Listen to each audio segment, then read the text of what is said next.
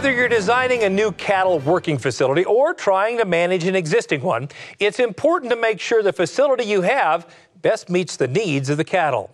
Let's head to Texas, where stockmanship expert Dr. Ron Gill shares some facility design tips with us. When we talk about facility design, there's a lot of different images brought to people's mind. There's a lot of different designs out there. There's a lot of constraints in where facilities can be built, and regardless of what those constraints are, there's some basic principles of behavior that we need to keep in mind. Most old corrals are much like this one we're standing in today. This has been pieced together at least 4 or 5 different times, so the pieces don't always fit together exactly as they should, but you can once again try to design it where you have some flow and ability to move cattle from one area to the other pretty easily.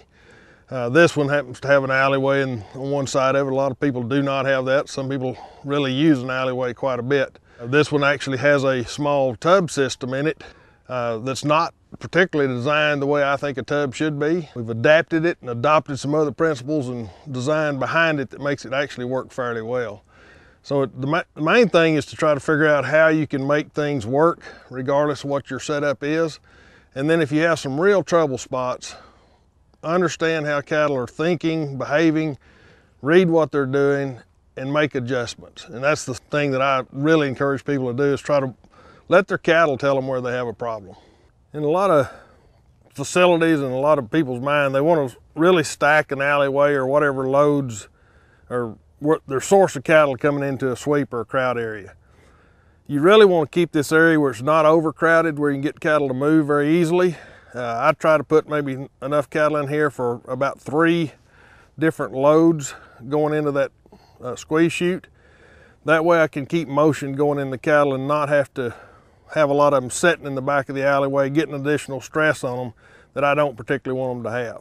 So we keep a limited number in here. We may warehouse some back in the alleyway here, and that'd be something as this needs more cattle. We step to them, get them to come back past us into this area. That just trains them for the next segment as well. So everything is designed where you step past cattle and draw them forward, refill your alleyway or your loading area, and don't put too many cattle there. It's better to leave them in a corral out back and go put more in as you need them. In this particular setup, and regardless whether it's this one or something else, I like the idea we bring cattle into this alleyway and into this section here where we're standing. And that they go to the far end, their natural inclination then is going to be to come back. And so what we do from that standpoint, we can open this gate as we bring cattle in, bring this one around, and then I'll push cattle away from me to that end, let them start coming around.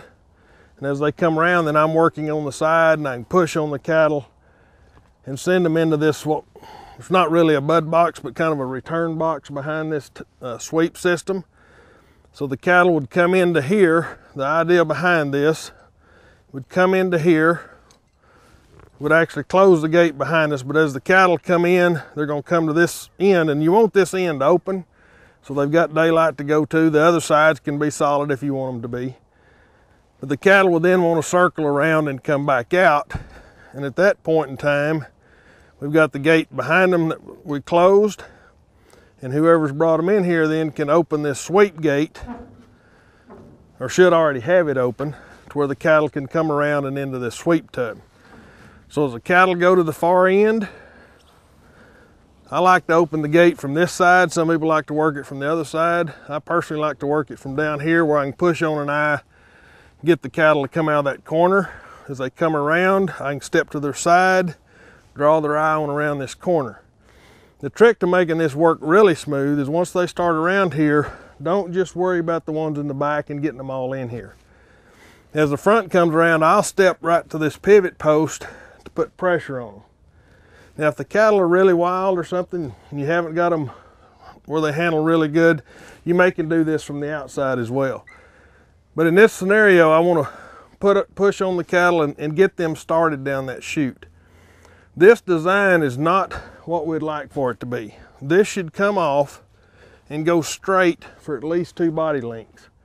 That allows the cattle to see an opening. As they come around this corner, that looks like a solid wall to them. Once they get started, it's fine, but getting them started can be a little difficult. So once again, if you're going to redesign it, go straight. Once the cattle go down the crowd alley, whoever's working on the outside, or if you're working by yourself, you then can go to the outside, come from the front to the back to get the cattle to move forward. Same thing we've been doing out in the pasture, same thing we've been doing in the corral.